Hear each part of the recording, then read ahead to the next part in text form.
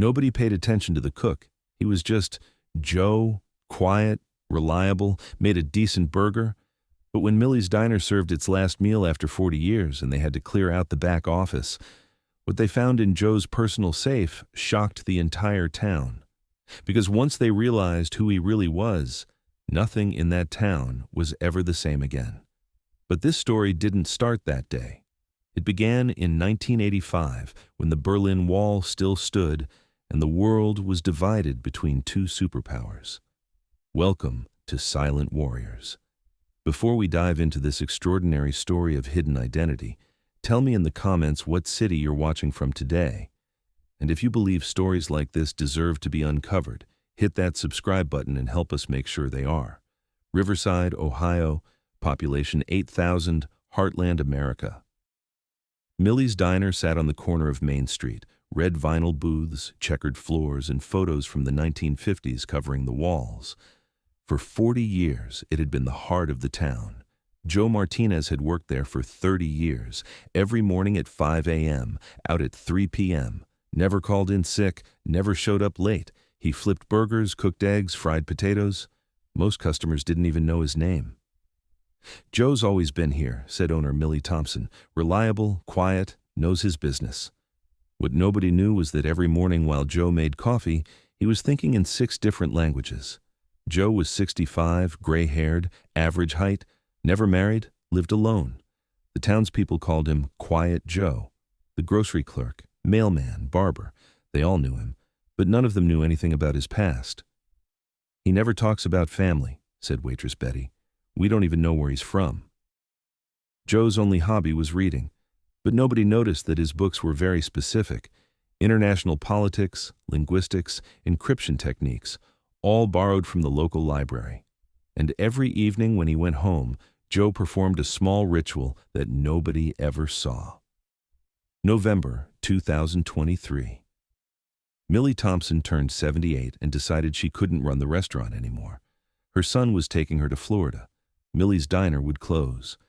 The news shook the town. For people who had been meeting here for 40 years, it was a huge loss. But it was hardest on Joe. His life of 30 years was ending. Joe, what are you going to do? Millie asked. Joe shrugged. I'll figure something out. The last week got emotional. Customers came to say goodbye. Joe was quiet as always, but there was something different in his eyes, like he wanted to share a big secret. And actually, he did. Joe was preparing to bury something he'd been hiding for 30 years. Last day, November 15th, 2023, Wednesday. Millie opened the doors for the final time. The town flocked in. Everyone wanted to thank Joe. 30 years and you never let us down, Joe, said retired Police Chief Tom Bradley. Joe smiled. Easy to work for good people. At 3 p.m., Millie closed the doors for the last time. Joe took off his apron, cleared out the kitchen drawers, but he didn't touch his safe. I'll come tomorrow to get my things, he said. What Joe planned to do tomorrow would bury his 30-year secret forever. The next day, new owners Brad and Sarah Mason arrived. The young couple planned to turn this into a modern cafe. We need to clean out everything, Brad said. Get rid of the old equipment too. Sarah noticed a small safe in the back office. What's this? Joe's safe, I think. The lock was broken. Brad tried to open it, but it was stuck. Probably empty, Sarah said, but let's open it. Maybe there are personal items. After a few hammer strikes, the safe opened. What came out shocked them, because what they found in that safe, nobody expected from Joe. The first things they saw were yellowed documents. But these weren't ordinary documents. They had top secret stamps on them, CIA classified markings. This has to be a joke, Sarah said. Brad picked up a document. Inside were code names, coordinates, and very clear instructions. Date, 1987, signature, Agent Martinez, deep cover operations. Then came photographs. Joe at 35, but in suits, in official buildings with important-looking people.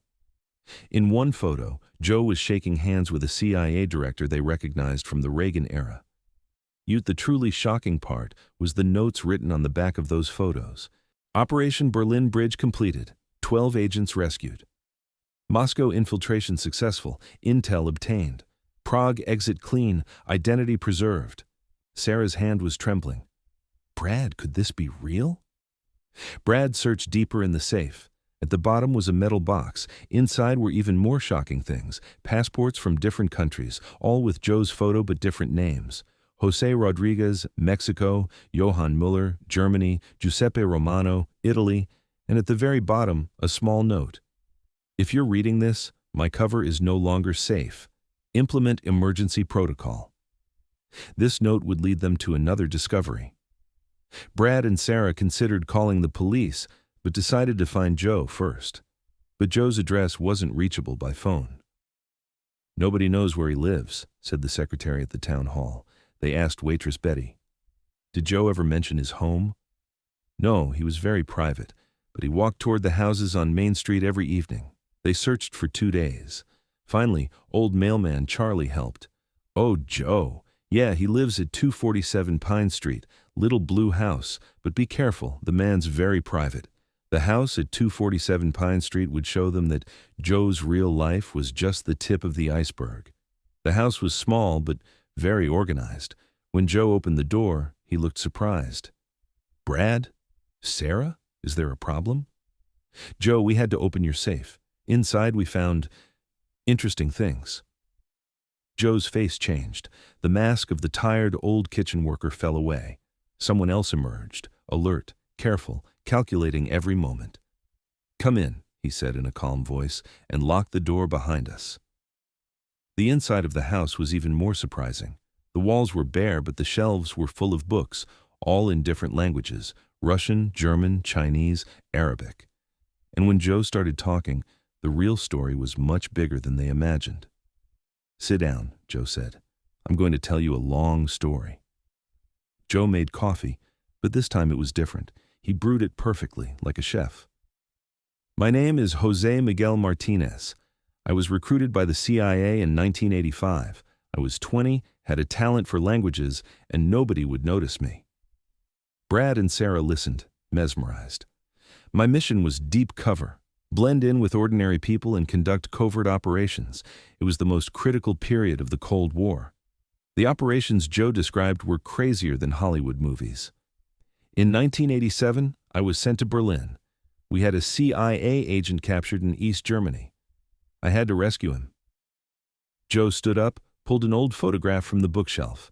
Taken at Checkpoint Charlie, Joe was working at a burger stand. For 6 months, I sold burgers there. Every day I followed the same routine, until I dug a tunnel under the Berlin Wall and got our agent out.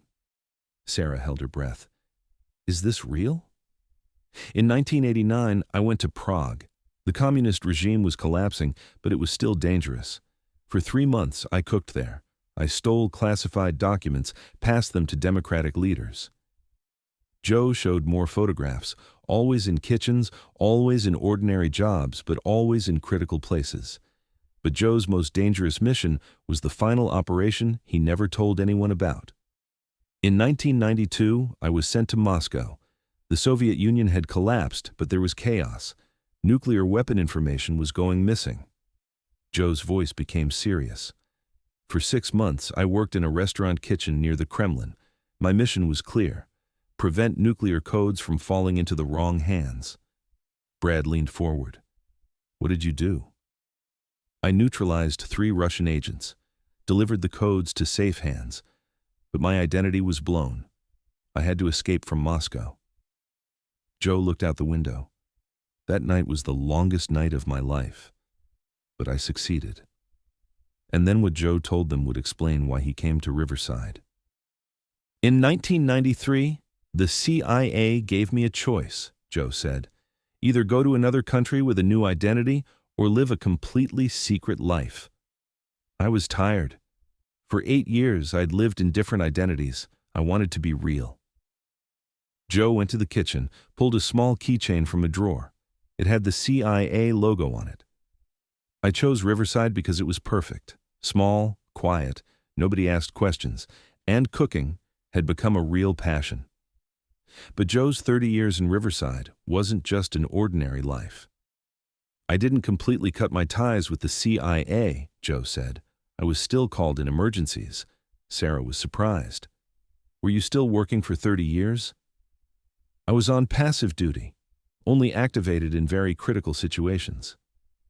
Joe showed them a small device. It looked modern, but was hidden.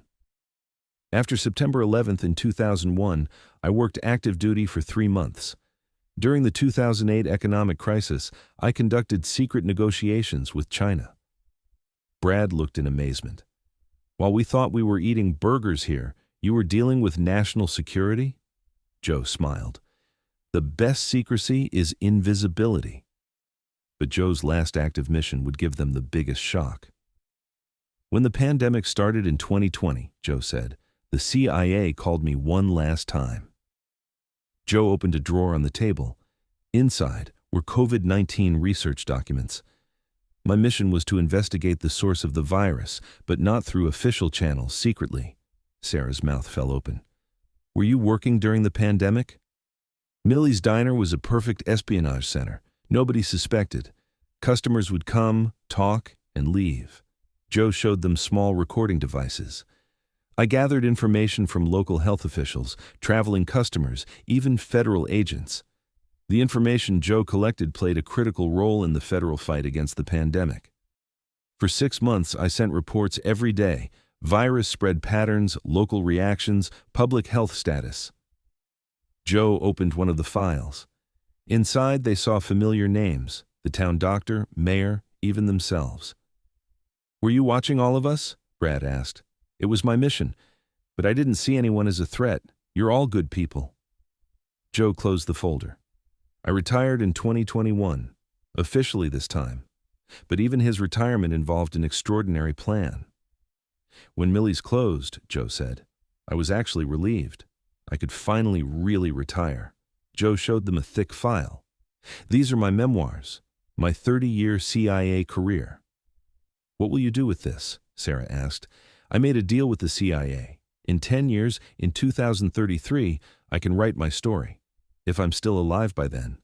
Joe smiled. I'll be 75. Maybe it's time. But Joe had one more surprise for Brad and Sarah. I want to make you an offer, Joe said. You're opening a cafe, right? They both nodded. I want to help you, but this time with my real identity. Joe stood up. Jose Miguel Martinez, former CIA agent, retired chef. I have nothing left to hide. Sarah got excited. Would you work with us? I've loved this town for 30 years. I've loved the people. I want to continue serving them. And Joe's proposal would turn the town's biggest secret into its most open success. 3 months later, Pine Street Cafe opened. Joe was head chef. Brad and Sarah were owners. But this time, there was a difference. The town knew Joe's real identity. On the first day, retired Police Chief Tom came. Joe, I understand we never really knew you. Joe smiled. Now you do, Tom, and that's better. The cafe's walls had photographs from Joe's life in Berlin, Prague, Moscow. But identities were kept secret, and the town's reaction surprised Joe. We didn't know we were living among a hero, said waitress Betty. You were always the hero, Joe said. I just did my job. Young people started asking Joe questions. He started answering, of course, as much as he could tell. What did you learn from different cultures? Asked the local teacher. Humanity is the same everywhere, Joe said. They love their families, want to be safe, want to eat good food. Joe's most valuable lesson came from the most dangerous moments he lived through. 6 months later, Pine Street Cafe was the most popular place in town, not just for Joe's food, but for his story. Joe was now speaking openly. Living a secret life is very hard, he would tell customers. You lose yourself. One day, a young man came. Mr. Martinez, I'm thinking of joining military intelligence too. Joe became serious. Know your reason very well, and never lose your identity. Joe's advice to this young man was the summary of his 30 years of experience. The most important mission, Joe said, is being able to come home, both physically and spiritually. Joe had started writing a book, Memoirs of a Chef Spy. It will be published in 2033, he would say. Then I'll tell the whole truth. A year later, the town organized a ceremony in Joe's honor. A small plaque was hung in the town hall. To Jose Miguel Martinez, Thanks for your secret heroism and open service. And Joe's greatest legacy was something nobody expected. Today, Joe is 68, still working at Pine Street Cafe. He no longer has a secret life, but he has an impressive story. Every morning at 5 a.m., he comes in, makes coffee, prepares the day's menu. But now he talks with customers, shares his stories, gives advice to young people.